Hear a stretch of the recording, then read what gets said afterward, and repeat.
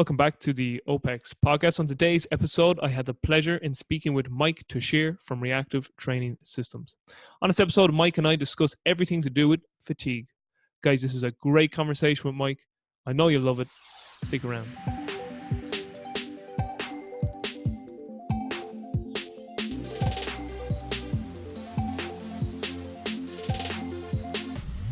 Mike, it's an absolute pleasure, my man. Thank you so much for making time. How are you doing? Good. Always a pleasure to speak with you. Absolutely. Come here. Actually, just one thing I actually would say this to you before we start recording too. This is just purely for me, and I suppose for the listeners. Your surname, where is that from? It's from, well, it's German mostly. I was thinking it was German. Yeah, you could make an argument for French, I guess, but my family's from an area called Kleinbach, which is currently in France, but I guess it's been in Germany in the past. It kind of depends on what area you're talking about. So it's that's where my family's from originally, which has been interesting since we've been living here in the Netherlands. Yeah.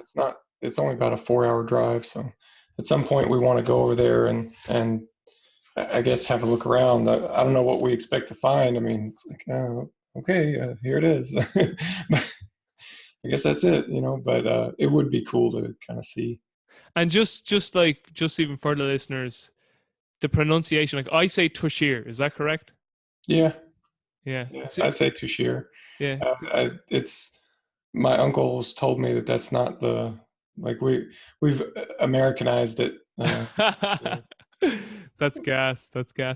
I know now personally my own surname, like most people look at it and say, it's easy enough to pronounce it's really pronounced Bork, but like for whatever reason growing up, like I always said Burke, because that's kind of like how my parents would say it. And there's another way of spelling our name without the O, so you can spell it Burke. And I remember when I first went to America, it was actually this time 10 years ago exactly, I was interning at Boyle's, and Mike would always like introduce me as, this is Robbie Bork. And I was like, God, you say my name very funny. And he goes, your name is Bourke. And I was like, yeah. He goes, and he's like, yeah, that's Bork. And I was like, I kind of go, do you know what? That's why people have spelt my name wrong all these years, because I've been saying Burke. And I remember I thought next time I spoke to my mother on the phone, I was like, I think I know why people spell our name wrong, because we say it wrong. I was like, I traveled all the way to Boston to realize I've been saying my name wrong for 22 years. It's a lot of humility you've got there. I definitely would have taken a different tack with that. You're wrong. This is how to say it. Listen, I wanted to get you on, shot you an email, and for whatever reason, fatigue was on my mind, and you immediately came to mind. I think it's because I've been thinking so much about just the future of exercise and its place within medicine, to be honest, going forward. Yeah. Because anytime I talk to James Fitzgerald, we're always talking about this dose response of medicine or of exercise. And we kind of speak about it in a very sort of prescriptive way, like we would medicine, myself and James would, about dose response. And we really haven't a clue what we're doing really with exercise when we're giving it to individuals, because everyone is so individualized, and we often talk about in the future, you're going to see these facilities where medicine and the likes of fitness and sleep and all these, markers for certain biometrics, they're all just going to be one. It's just all going to be one thing. And kind of this discussion around we don't really know what we're doing when we're prescribing exercise. We are just making best guesses. Fatigue is also another topic that needs to be considered in there, particularly when we're talking more so now about purely just performance. And I know that, you're probably one of the most cerebral thinkers when it comes to just, training and the whole training game and getting strong and just, fitness and life in general, I suppose. So you came to mind when I thought about fatigue, and I know you've written about it in the past. So basically, I'm just going to put it out to you, when you hear fatigue, just what comes to mind? Psychosis. No, it's kind of funny that you reached out to me about this, because just kind of internal to my team, I've been ranting about fatigue incoherently, like a crazy person, for 18 months straight now. It's this thing that at least Well, let me back up for a second and just kind of put out a little bit of a landscape of kind of who some of my bigger influences are. Since I'm primarily a powerlifting coach, I see a lot of parallels between what I do and information that's interesting to me and bodybuilding. Of course, there's a lot of other things that come in there as well, but I do read a lot of information that's relevant to bodybuilders and hypertrophy training, and in particular, the evidence-based crowd that is in that space, I think, has a lot of really great ideas. But there has been something that's been gnawing at me for like 18 months about the treatment of fatigue. And it almost feels to me that in that environment in general, fatigue gets kind of shunted off as this. It's like we think that it's this unimportant byproduct, that it's perhaps a necessary byproduct, but it's not at all causal to things that we care about. And therefore, minimize it if you can, but mostly disregard it unless it's so much of a problem that it's causing a problem for the other things that you do care about. And I fully understand that that is a perfectly rational description. It's a perfectly rational way to approach fatigue. But I can't help but feel like something is fundamentally missing from that viewpoint. That's fine if that's what we think fatigue is. But I don't think that that's all that it is. I think that there is some sort of important information that gets conveyed in that picture, and just treating it as a byproduct misses a lot of that. And I realize that that's not a plan. What I've just described here is, and it's, again, like I said, like I know that this is not that coherent of an idea that I'm presenting here, but it's just that, hey, we're missing something here, and I don't quite know how to tell you what it is, but fatigue seems to be a lot more important than just that, and it could be important not from a mechanistic standpoint, right? Like maybe fatigue, and just let's zero in on the hypertrophy question right now, because I think, if we expand beyond that, then you can take it a lot of different directions. But if we're just talking about hypertrophy for a second, like I see how you can make the argument that, fatigue isn't mechanistically contributing to muscle growth, but there's other things that you care about, the sustainability of the program being one, injury risk being another. And I'm not saying that high levels of fatigue are, it's an automatic injury, or even that you're necessarily exposing yourself to high levels of injury risk, or that, any of these other things could be going on. I'm not making that hard claim just yet, but I'm saying that it doesn't seem to me that we're really considering that in the space. And I think that's a mistake. What's kind of come to my mind too is I heard a podcast too that Brian Miner did on iron culture with Omar and Eric, and what he spoke about in that is something I had previously thought about as well. And I remember I'd actually said this to a friend of mine here, James Hanley, who's he owns Revolution Fitness here in Ireland, and he's a fairly well-renowned powerlifter too in around Ireland. And I remember a few years back we did this. We were training together. We were doing this, like, it was a body transformation 10-week sort of challenge, and we were kind of training partners. So it was great. It was a great time. And I remember, like, we were driving back in the car one day, and James was kind of saying, I don't think I did great today in the gym. I felt tired or whatnot. And like, I remember saying to him, but you hit the same numbers you hit, like, in the session 3 days ago on this, because the way this program was, there was like it was a 5-day program, and 2 of the upper body days were the exact same. So like the Monday and Thursday were the exact same, and the Tuesday, Friday upper body were the exact same. Then he had a lower body on the Wednesday, and then like there was like some sprint stuff. It was a physique type thing. And he was just talking about the numbers he'd hit on Thursday compared to Monday, and he actually just had lifted the exact same thing. And I said to him, I said, but if you think about it, James, you actually have progressively overloaded because you've done the same work with a lot more fatigue in your body.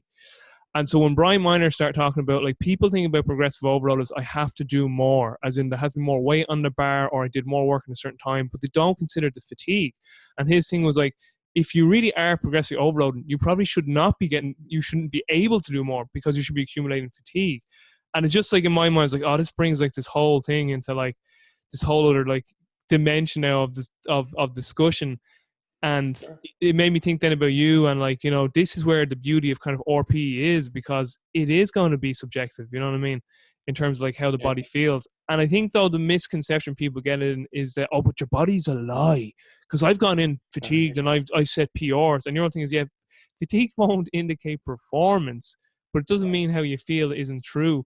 But so kind of two things there on that. I've kind of walked from the two questions. One is this idea that Brian Miner came with, that really, if you are progressively overloading, that means, you know, because we know fatigue and fitness rise here, you shouldn't be able to keep pushing yourself to do more over, you know, at a certain endpoint. I mean, suppose if we get into the discussion of Bondarchuk, that's kind of when you're hitting the end of your peak cycle almost, you know.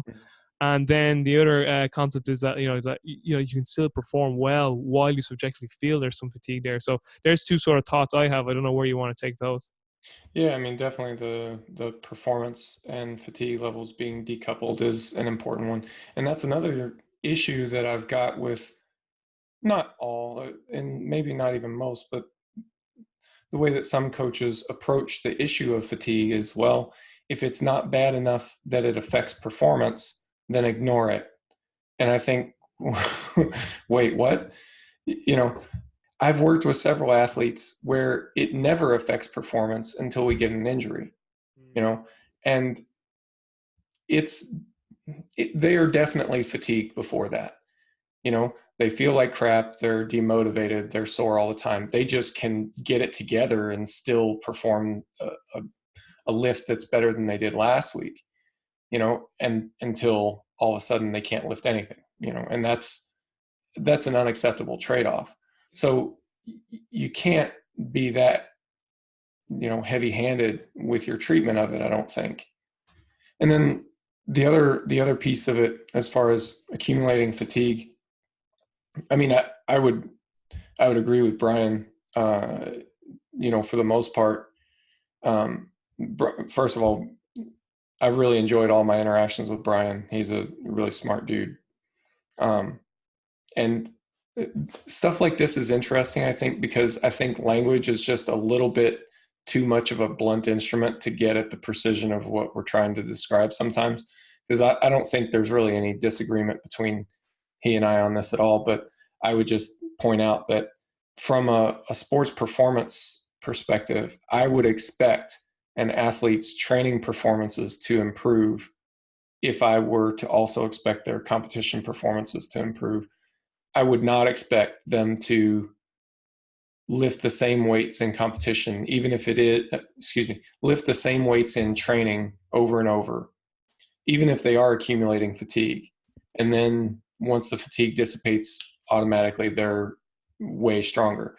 I mean, yeah, they'll be a little bit stronger once the fatigue dissipates, but to me, the fact that the weights are getting heavier in training is a mark of progress. Not every session, obviously, but you know, if you, like what James experienced, you know, if you are in a session where you are obviously more fatigued than usual, then yeah, you know, you've got to take that into account.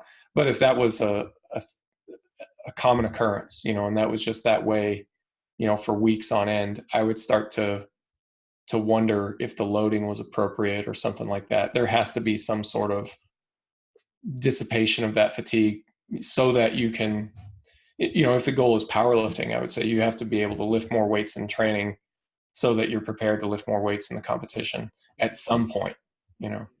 I suppose too, another thing that just comes into my mind there, maybe it's because you just mentioned this before we went online, that your son was just taking a nap, and I know James and his wife, they had a baby this year too. And what's coming into my mind now with fatigue is like the transient factors, you know, the day to day. And like, I know as I say this, if there's people listening to this now and they're probably rolling their eyes going, yeah, I know, sleep's important. But I think it's one of those things where we're kind of like, yeah, I know, but we really still don't really like step back and go, like, this is important. Like sleep, you know, did you have a row with someone the day before? Like these things can really profoundly impact. Maybe not, maybe objectively, if we were tracking fatigue with something, maybe it mightn't show up as anything, but maybe just subjectively your perception, like, oh man, I'm just bollocks today, like, you know. And you know, yesterday I just had a rough day. We just had an argument with my partner, and or the kids were just mental yesterday, and that kind of way. And Yeah. I still don't think, maybe this is just me, like, you know, I still probably don't put enough onus even to, like, the first probably thought when someone's really fatigued is we straight away just look at like the train and the train load. And Yeah. probably that is the right place to start, going off Occam's razor, because it is the most logical thing to think about. Like, oh, have I overprescribed here? Have I underprescribed recovery in between? But we probably sometimes don't even ask, like, well, hey, how are things at home and how's work and any big changes in the life, or, you know, did you eat enough? You know what I mean? So there's just so many rabbit holes to go down. And I suppose my next question to you is now, like, you know, you kind of said in your very first response when I asked you, like, what is fatigue, you felt you were very incoherent because, you know, like, you still haven't put your finger on this yet. Yeah. But how are you currently still kind of monitoring fatigue within your own training and with your own athletes? Is it still mainly just through subjective RPE? And like, I know you used to do track. Do you still do that from an objective Yeah. standpoint? And, you know, Yeah. take us through what you're currently doing within the training atmosphere. Well, what we're currently doing is we have people. Well, we've had a conversation in the past about, like, just in general how training is constructed for me. So I wouldn't make any changes based on their day-to-day recovery status unless things were like really off the rails. But I do want them to track their recovery. I want them to go ahead and track their subjective wellness.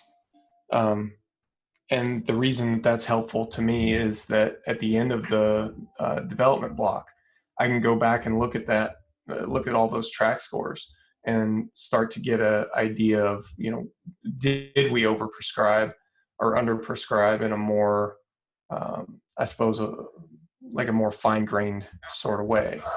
You know, it will show up over time, you know. So this has been really interesting because I've been looking at this a lot more closely in just the last several weeks and I've got an idea that I don't know if it's crazy or not. Crazy isn't the wrong word. I don't know if it's functional or not, but I'm still playing around with it. But I'm looking at you know, this internal subjective fatigue feeling and how, like, external loading has affected it.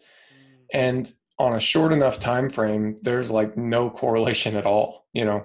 So like your feeling day to day is not all that affected, or at least in my own data, it's not all that affected by the training that you did, you know. So like I could have a really huge training session and then feel mostly normal the next day, maybe a little bit more fatigued, but not proportional to the amount of training that I did, you know. And it seems like these other external factors play a significant role in your day to day.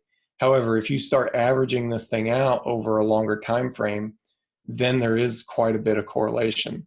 And to your point, I think we should consider the external, not the external, but like the non-training factors a lot more when we are you know, making corrective suggestions to an athlete.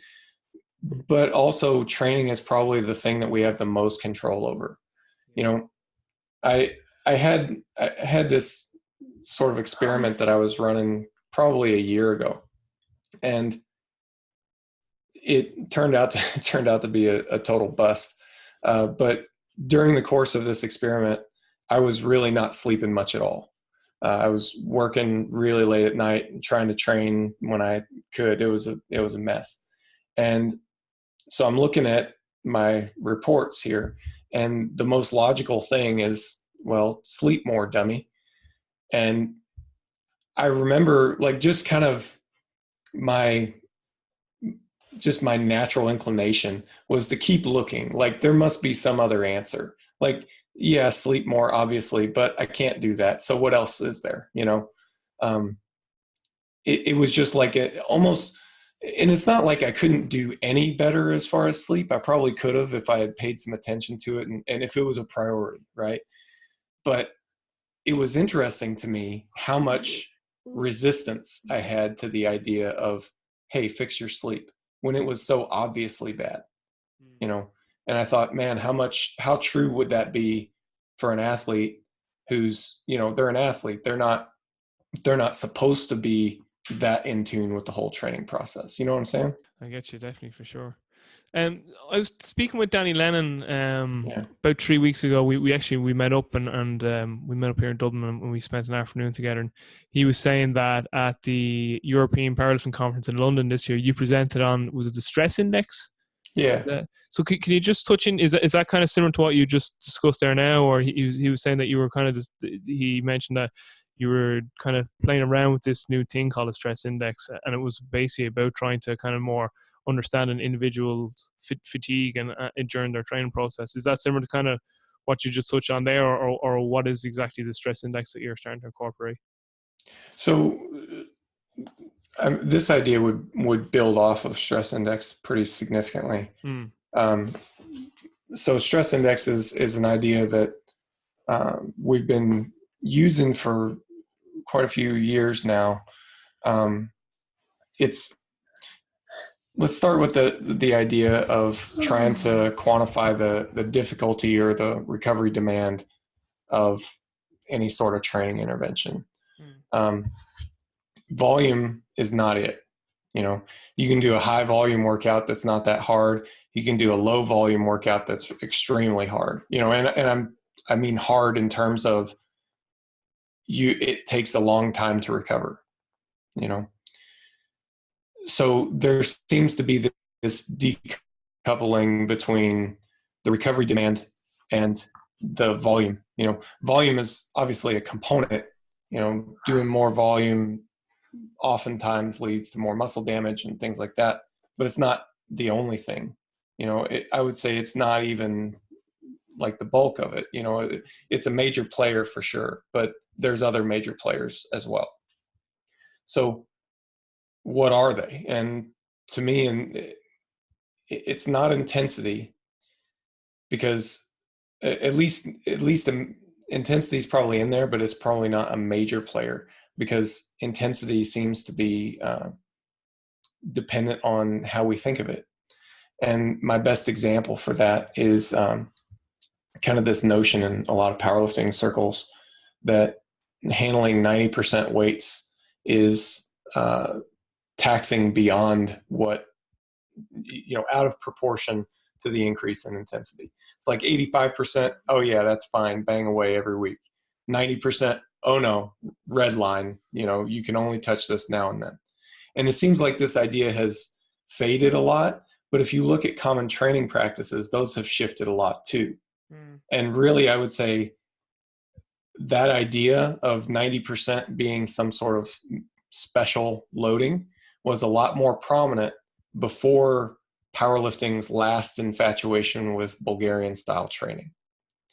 And what I think happened is that you have a bunch of people who are powerlifters, right? So their strength is important to them. It's part of who they are.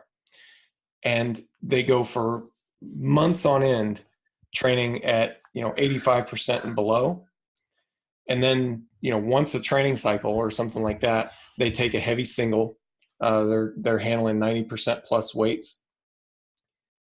That's important because that's what they're about as far as powerlifter. So your identity gets wrapped up into that. It's just important to you, So of course it's more stressful. It's a weight that you haven't handled for months, and it's something that conveys something about your relative value, at least in your own mind it does. So of course it's stressful. On the flip of that, if you take somebody who's practicing moderate singles, let's say a single at 8 RPE, and they're doing that every week even, which in the grand scheme is not that crazy, that works out to be about 92 or 93%. And most lifters find that they can handle that just fine every week without an issue. And not only that, it doesn't seem stressful out of proportion to anything else that they're doing. They get used to it, and if they blow it this week, then that's fine. We'll be back next week. And I think the psychological stress is a lot bigger player than the actual intensity, So anyway, kind of taking a long way around and getting to my point. What I did initially was I looked at a bunch of training logs and created this model that utilized RPE and the number of sets. Think about, like, Greg Nuckols has talked about counting number of hard sets, and I know others have as well by now. They talk about counting number of hard sets. It's very similar to that. It's just that it's not a binary. Hard sets, like if hard sets count as 1 and easy sets count as 0, I think that's not granular enough for me. Mm-hmm. I would say, if a hard set, let's be a little bit more specific, how hard, how easy, and there's probably a lot of gray area in the middle. So I developed a stress index that tried to quantify that. And if you fast forward a few years, Robert Frederick, I don't know if you know him, but he's somebody you would like to talk to. He's developed the Shaco apps. He's also got his own apps on iOS. But he wrote an article for his blog about exertion load. Keep in mind, up to this point, I'd been using stress index kind of in my own coaching practice, but not really talking about it publicly for, a couple years. And he writes about exertion load, which is a very, very similar concept. He just took a different route to get there. And it turns out that the numbers are on completely different scales, but they model the same relationship. Okay. If we're talking about, a set of 5 at 7 RPE versus a set of 5 at a 10 RPE, you're going to get different numbers from the two systems, but they are in proportion to each other the same. So I thought it was really cool that, independently we're and we have completely different ways of arriving at that number as well, but it's modeling the same relationship. And I thought that was really encouraging. So what I did at that point is I frankly liked Robert's model better than what I had come up with. His conceptually takes the idea that, imagine you're doing a set of 10. The cumulative stress for that set of 10 should be the total stress of each of the individual reps that you do. Mm-hmm. And the 10th rep of a 10 RM is going to be more stressful than the first rep. And so he models this relationship. And so he's counting, where I was counting the amount of stress per set, he was counting the amount of stress per rep, and, with computers, you can do that pretty easily. You can scale that up pretty easily. So what I did is I liked my scale better. So I took his equations and converted it over to a scale so it presents itself in something like number of hard sets. It's kind of a conversion of units almost. And that's what I've been using to model this in training ever since. And what I found is that, let's say that I'm working with you and we find that you can handle a stress index of around 20 per week, which I would say is like on the high end of normal for the athletes that I tend to work with. That's 20 per pattern. So let's talk about bench press. Let's say you can handle 20 sets of bench per week. Not 20 sets, excuse me. Imagine it as about 20 sets, but the stress index is about a 20. Now that's going to play whether we're talking about low intensities or high intensities it's still going to work out to be about a 20. If we do low RPE training, it's more sets, but it's the same stress. If we do high RPE training, it's fewer sets, but the stress index number comes out to be the same. So it's that your ability to recover is about a 20 on the stress index. And however we get to that 20, that's up to us. Mike, just for me, when you say 20 on the stress index, 20 of what? Well, you can imagine it as like 20 sets at around a 9 RPE. Oh, okay. It's not exactly that, but it's close enough that works for imagination's sake. I get you. And obviously then there's going to be different stress indexes for the three lifts and then obviously it's obviously going to be different for each individual given, their training age and status and whatnot. But have you seen big differences then between lifts usually with individuals? I presume bench probably can take more on if you were just looking at a sort of a trend for most people. Yeah. So usually, like if we take kind of the high end powerlifters that we work with, they're usually sitting around a 24 on the bench, and then squat and deadlift combine to make about a 20. Okay. And it's usually a 10 and a 10 to make a 20. So it's usually somewhere in there. But I've had lifters go up to a 30. I've had some lifters that are like at a 12. I know Jim's got a lifter that's at like a 6. And so it varies extremely widely. Yeah. So Mike, you kind of just touching back there a little bit, you were kind of saying that, and you can correct me if I'm wrong, but you felt that volume wasn't really the answer to the fatigue question, nor was intensity. So what do you feel that it is then? Is it a frequency thing then, do you feel? Or like, is it a density pattern scheme within the week? Or so what do you feel is that main driving factor? Well, I think volume's a big part of it. Oh, you do feel volume? Sorry. It's a big part of it. It's just not the whole thing. Okay. Like a high volume, like we could make a high volume program that's fairly easy to recover from. You just got to keep the RPEs down. I suppose you need to give that more context and and I know this is what you mean in terms of when you say high volume. Again, we kind of need to put more context around that, like high volume, what percentage? You know what I mean? Well, sure, but like what I mean is we could go in and do high volume in terms of like, if you were to calculate out like mechanically like work times distance, this guy moved a lot in terms of his levers and did like lots of high reps, like a true like high rep, if you want. I'm just going to say like pump bodybuilding thing, but in terms of being able to recover from that, it was fine, like because it was mainly it was fairly metabolic and it wasn't that taxing. Say, and I know some people are going to roll their eyes and say, well, how do you notice? But let's say it wasn't like fatiguing on the central nervous system type thing. Like, whereas you could do like, if we were saying like, well, what if we were considering volume from a weekly cycle standpoint and it was more like moderate loading and, then it would depend too on the lifter and his qualification. And that's kind of where I was getting at, but sorry, I cut in there. Well, that was one of the issues, right? Is that you need so much additional context to know if volume is anything meaningful or not. Yeah. Right. Yeah. So like if I say I did 10,000 pounds of volume last week, you'd need to know like what intensity it was at, like what RPE. Yeah. Like how did you go about accruing that 10,000? Like, right. What exercises are we doing? And it's just a lot of additional context that's needed.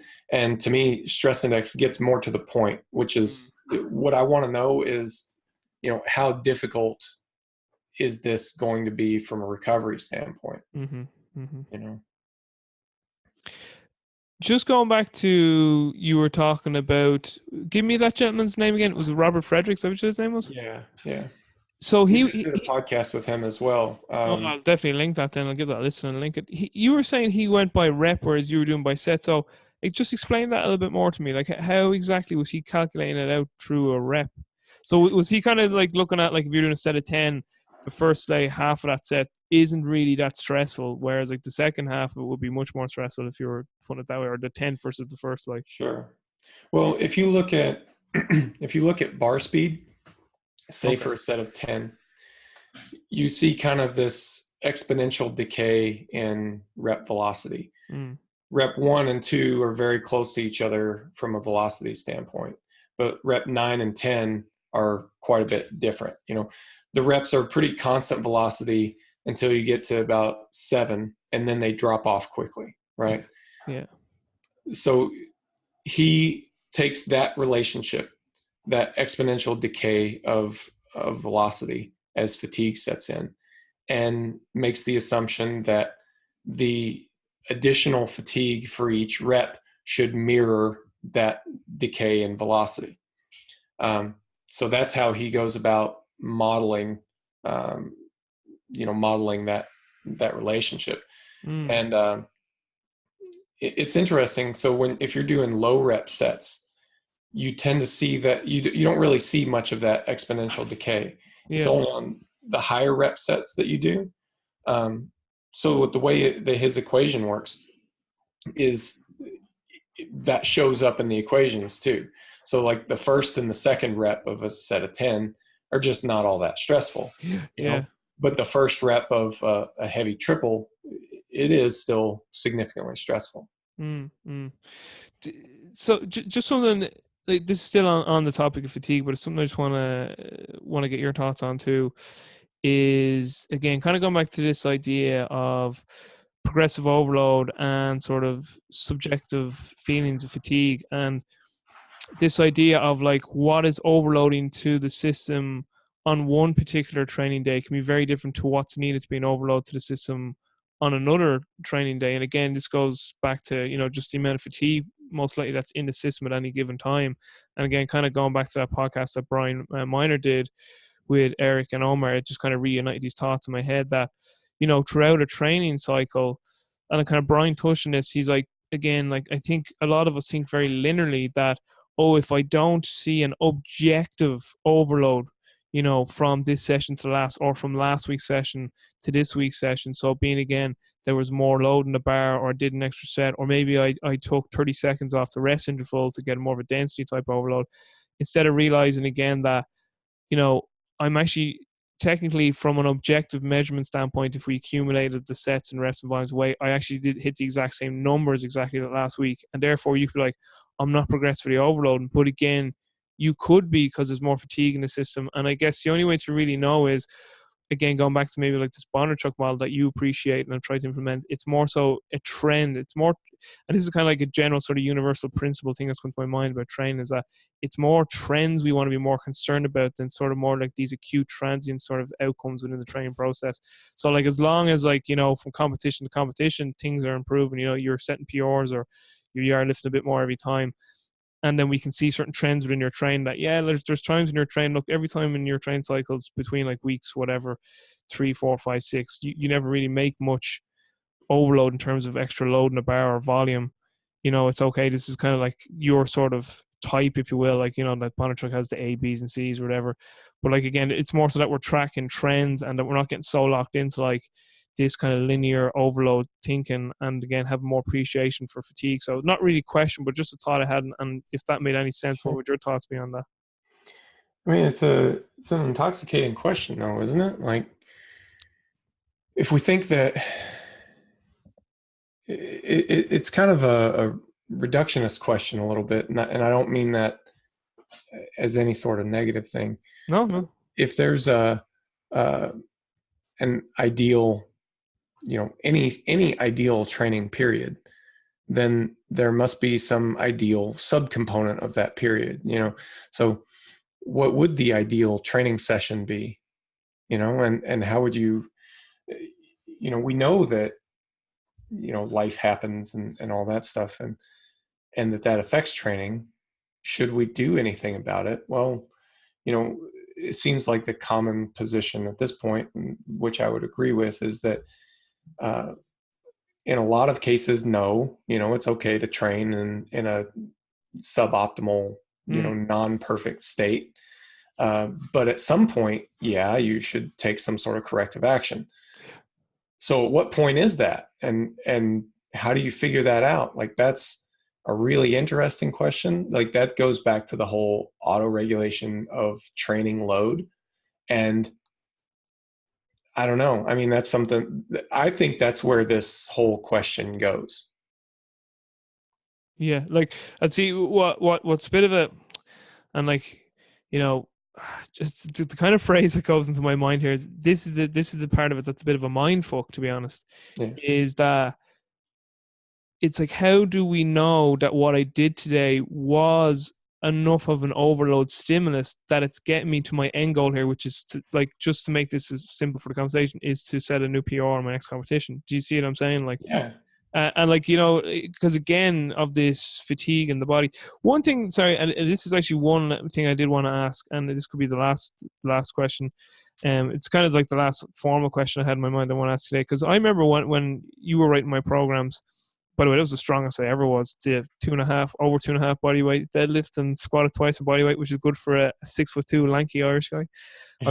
They were my goals, so I hit them. I actually did a double with the double body weight, and I'm not a great squatter. But you used to I used to find this very, very clever. I think we spoke about this the last time, and just for the life of me, if we did, I can't remember exactly what your reply was to it. But you used to prescribe these open-ended sets. Mm-hmm. And I thought that was so clever the first time I saw it, because for me, it kind of answered a bit of a question. It's kind of answering the question I've just asked there, in terms of like, how much should I overload today, given where Mm-hmm. I am today? And if I'm correct, and again, you can correct me if I'm wrong, but I can remember you used to, you know, build up to where we used to like hit our first set at 7, after a warm was first set at 7, next set at 8, and next set at 9 RP. And then there was this kind of like back off the load from your top set, roughly, like, depending on the lift, usually like 10%, and keep hitting sets of, let's say we were doing sets of 5, keep hitting sets of 5 at that load until the RP goes back up to a 9.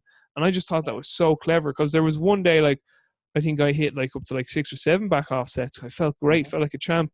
Then there was another day, like, I done my 9, and I was like, and I did the one back off set, and I was like, I'm done today. Yeah. You know, and I thought that was so clever, in terms of that was kind of one way to auto regulate the overload that the body was able to handle on that day. And kind of feeding just back off the last question, this is where the sort of mindfuck part comes in, is that, holy crap, I did like 7 there the last day, and I'm going to do 4 today. And then you're kind of going, or not 4, I only did 1 today. And it's kind of like, is that enough? Like, is that enough to keep me getting, you know, an overload stimulus that I need? Or have I gone backwards now? And it's just, yeah, it's so interesting that. But just going, my question to you there is now, do you still do the back off sets? Because I think the last time I spoke to you, said you think you weren't doing that anymore. But anyway, just your thoughts on that. Yeah, we did get away from that, and I think it was you're right about the problem that it's trying to solve. I don't think it solved it quite to the degree that I hoped that it would. Um,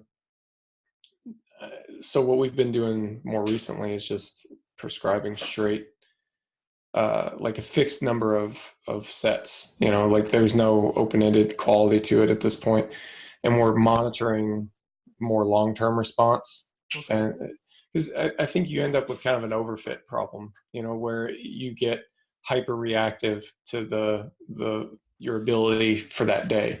Although I do think it's in the right direction, though, because I think that your work capacity is going to be affected by fatigue a lot sooner than your top end strength. Like I think you'll be able to get it together for a top set. You know, if so, let's say you've had no sleep for a couple days, you may still be able to get it together for a top set, but that back off work is going to die really fast. Yeah, You big know, time. Yeah. yeah. So I think it helps in some regards. I just don't know that it answers the question quite how I would like it to.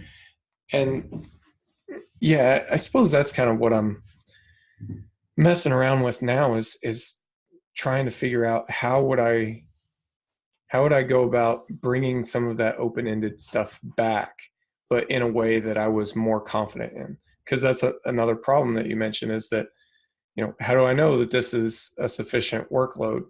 You know, well, that's a epistemological question, and we have to have sufficient justification so that you can put your belief in it. You know, and I don't feel like it's there for the fatigue percent stuff anymore. So I'm looking for looking for another way to do it that I can actually believe in, you know? Mm. And like just another thought on that too is kind of, you know, just from my reading of like some of the great track and field coaches, you need to sort of like the sort of question they'd always ask is, well, if we spend this much today just because we can, should we? Because what's it going to cost us the next day? So what I mean by that is, let's say I am feeling like a champ and I end up hitting 7 or 8 back offsets, and then I come in the next day and I'm trashed. Do you know what I mean? And then it affects Yeah. my so let's say I did that on a squat workout, it affected my second squat workout that week. Whereas if I just maybe done 5 total working sets instead of 3 plus the extra, the extra 4, so I did 7. Let's say I just did 5, and I was actually fresher for the second squat session. So instead of having one great squat session and an absolutely just toxic one, I got 2 very good ones in. Do you know what I mean? Over the week. So that's just another sort of caveat into the, like, another sort of spanner in the works, if you like. And as opposed to, just before you get your thoughts on that part, another part of open-ended sets in, and you can allude to this more because obviously you're well more versed in coaching far more powerlifters than I have. Actually never coached a powerlifter now that I think about it. But I suppose you need to merge that with a personality of a person too, because if you give like back off sets to like that type A, and like they're like, oh, I hit 6 last week and I'm hitting 6 come hell or high water today.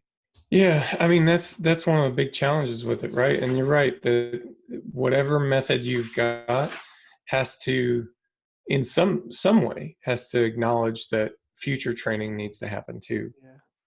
So, I mean, if you're feeling good today, I do think you should take advantage of it in some way. You know, those days aren't, just because you don't take advantage of it today doesn't mean that it'll be there tomorrow.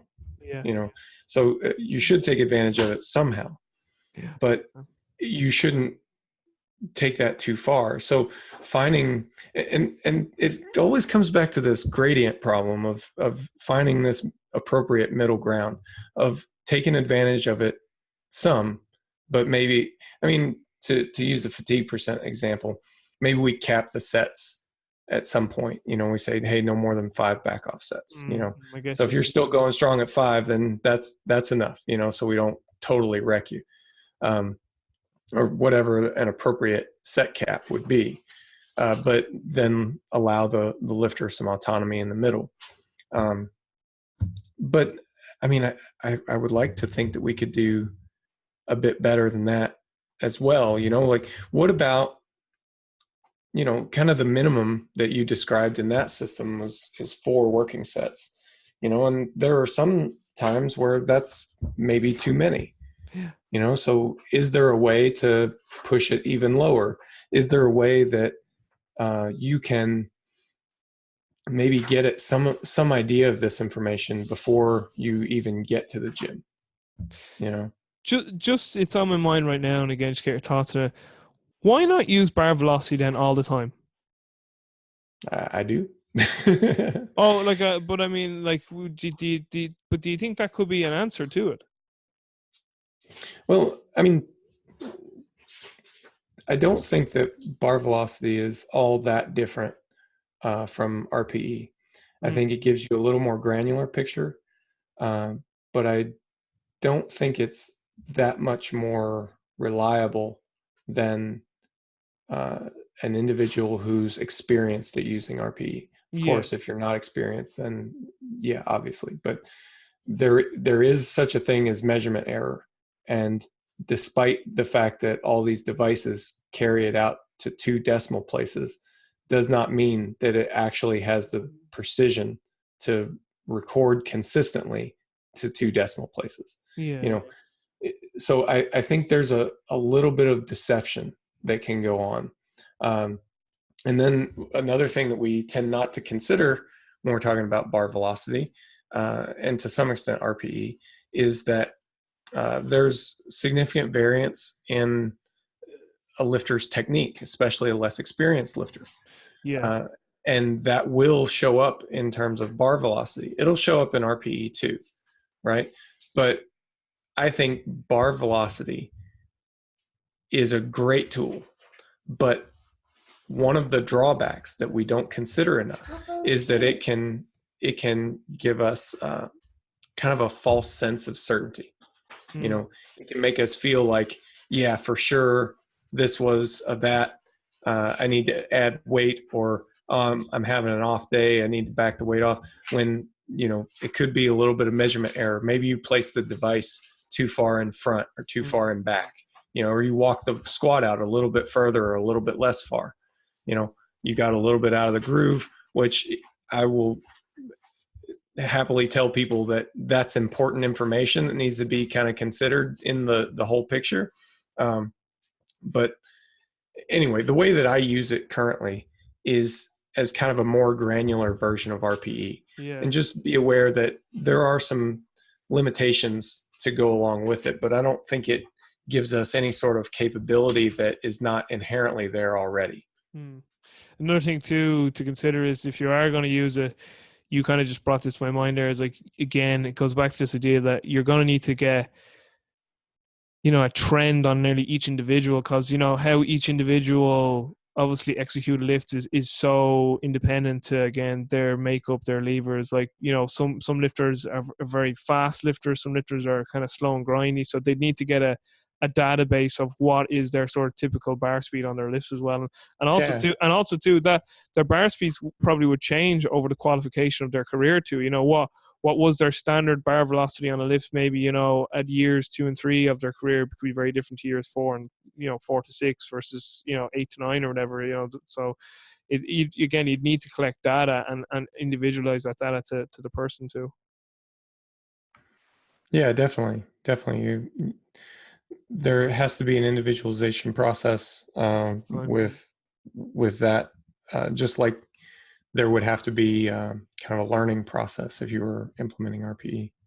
Well, listen, Mike, we could talk about fatigue and talk about the Big Bang and the universe as well all day long, but I just, again, really appreciate taking time. I know you're flat out now with reactive training systems, and living in Europe, and your son is there right now on your lap. So I appreciate you making the time to talk. So just before we wrap up, for the listeners, where can they find out more about you and your work?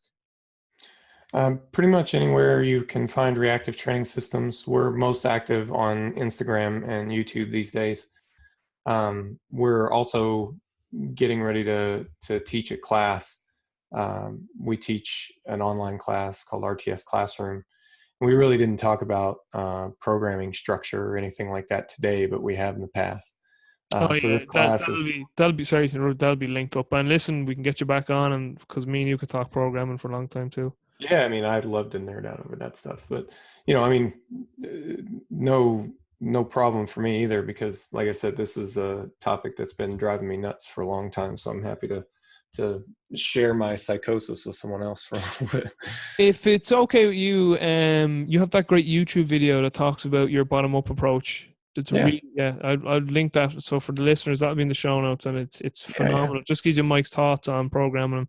Just if anyone hasn't listened to any of our previous conversations, Mike is really, I suppose the word sort of pioneers in my mind, but he's taken a lot of the work from Dr. Anthony Bondarchuk and tried to apply that to powerlifting. And it's a whole other set of podcasts in itself, and no doubt I'll have you back on and we'll talk about it.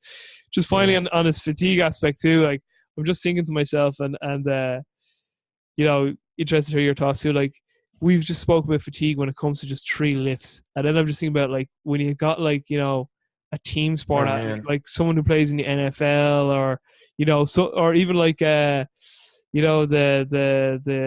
track and field athletes that do the multi events, and no, it's really easy. All you got to do is take a heart rate variability test, and that's the only thing you need to care about, right? That's it. Or even like the crossfits. But I'm just thinking, like, fatigue, in so many multiple systems, so cardiovascular versus muscular versus neural versus so many of these competing factors. Like, it kind of boggles my mind that that, like, one system can still be recovering while you could still probably put a lot of output through another system. So neurally you could be not quite ready to take a neural overload, but from a more cardiovascular aerobic standpoint, you might be able to to withstand sort of some sort of dosage of exercise that day. So I mean, there's so many other rabbit holes you can go down to when we get into talks of fatigue and exercise prescription and dose response. Yeah, absolutely. Mike, listen, I really do appreciate it. Is there anything else you would like to part with before we wrap up? Is there anything I didn't ask or anything we didn't cover that you'd like to touch on, or as they say, forever hold your peace? Right. Well, like you said, there's a lot that we could talk about. So, we'll have to have another conversation. But this has definitely been a good start, I think, to helping me understand what I'm thinking about fatigue. So I appreciate you, man. No, it's great, and I appreciate it too, man. So for the listeners, really appreciate your earbuds as always, and everything that's been spoken about, and anyone that's been mentioned, like Brian Miner and Eric Helms and Omar and etc. and Robert Frederick, those the other gentlemen, wasn't it? Yeah, that's right. Yeah, they'll all be linked up in the show notes, and everything to Mike's work and Reactive Training Systems will be there, and Mike's work is fantastic. So again, for everyone listening, appreciate your time. Peace.